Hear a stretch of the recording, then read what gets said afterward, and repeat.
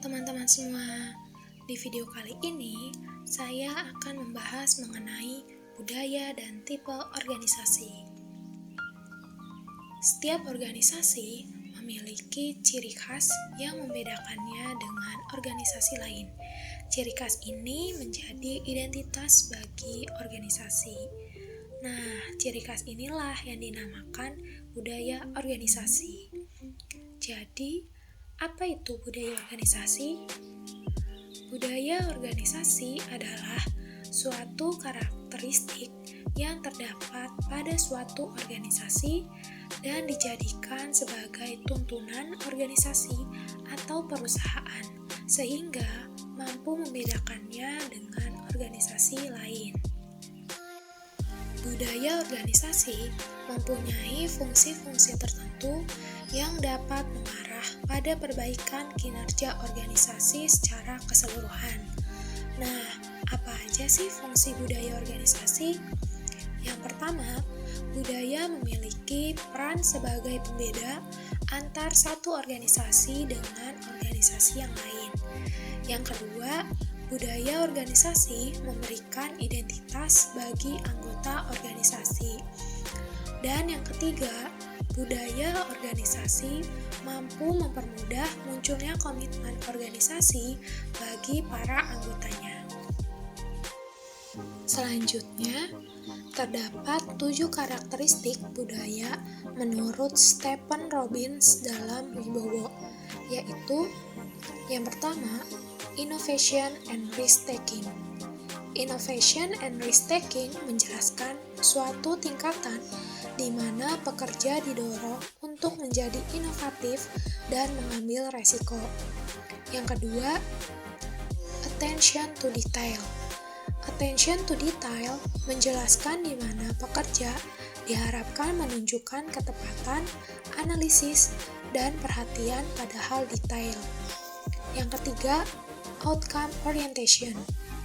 Outcome orientation menjelaskan di mana manajemen fokus pada hasil atau manfaat daripada sekadar pada teknik dan proses yang dipergunakan untuk mendapatkan manfaat tersebut.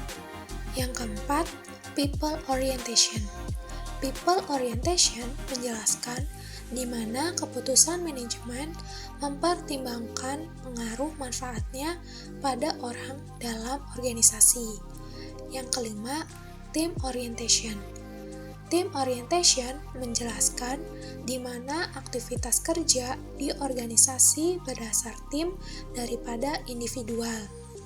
Yang keenam, aggressiveness. Aggressiveness menjelaskan di mana orang cenderung lebih agresif dan kompetitif daripada easygoing. Dan yang ketujuh, stability. Stability menjelaskan di mana aktivitas organisasional menekankan pada menjaga status menjadi lawan dari perkembangan. Kemudian, tipe organisasi. Tipe organisasi dibedakan menjadi dua, yaitu organisasi formal dan organisasi informal.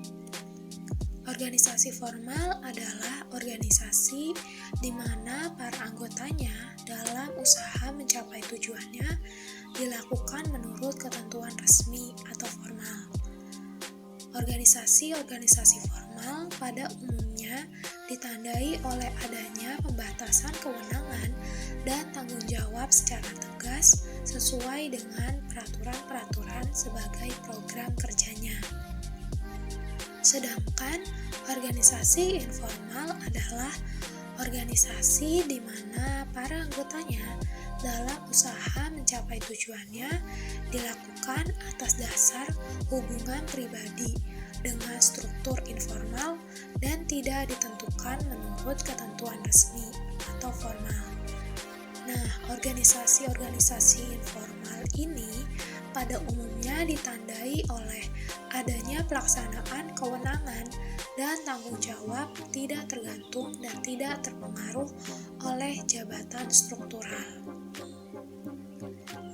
Selain itu, terdapat tipe organisasi berdasarkan tipe atau bentuk organisasi, yaitu diantaranya yang pertama, organisasi lini atau garis atau line organization.